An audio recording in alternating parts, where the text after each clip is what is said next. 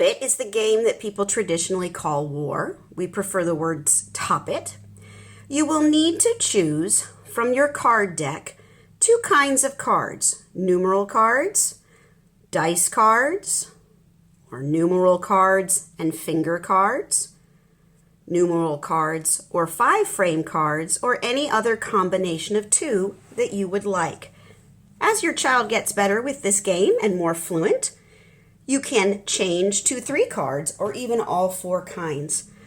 You also need to decide the range that you are playing the game with. For example, I have out the 0 through 6 cards.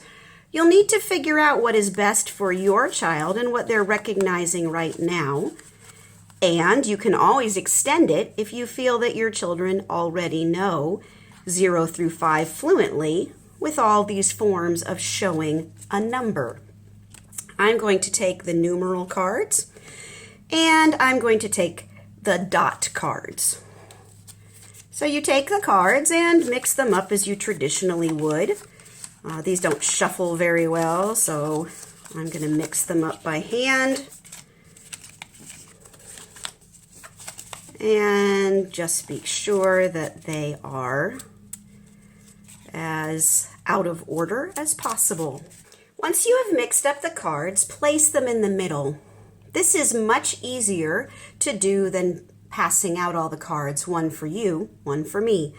You decide who's going first by using one of the red and yellow counters from your child's math bag. Shake the counter and drop it.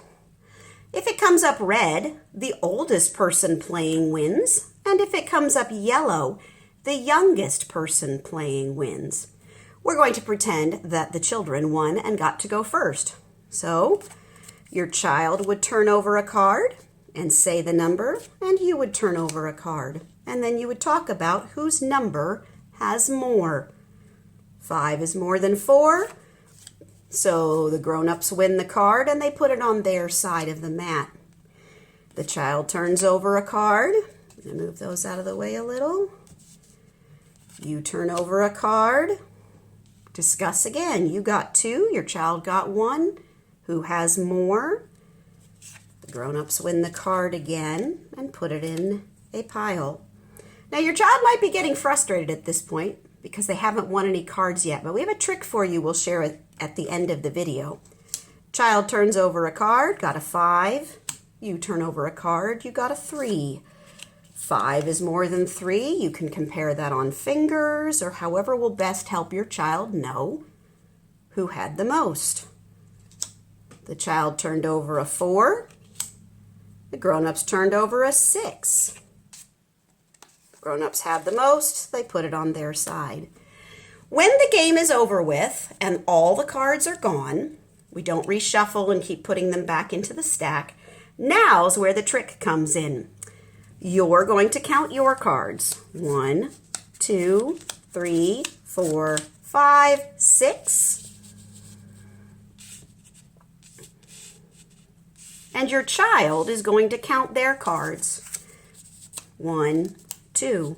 If your child is having difficulty with the concept of more and less, lining up the cards in a straight line is a great visual way to help them see more or less. And you can say, if our line starts at the same place, which line is winning the race? And then we come back to that great old red and yellow counter. Shake it, drop it. If it comes up yellow, the person with the fewest wins. If it comes up red, the person with the most wins. We are going to use this all year long. We have found that this keeps the kids engaged till the very end and not getting frustrated if they think they're not winning. And it's always fun to see because at the very last minute, you still have a chance to win, even if you didn't think you were winning. And finally, we're talking about the concept of more for red and less for yellow every single time we play a game. Hope you enjoy Top It. Feel free to use whatever cards work best for your kids and hope you enjoy it.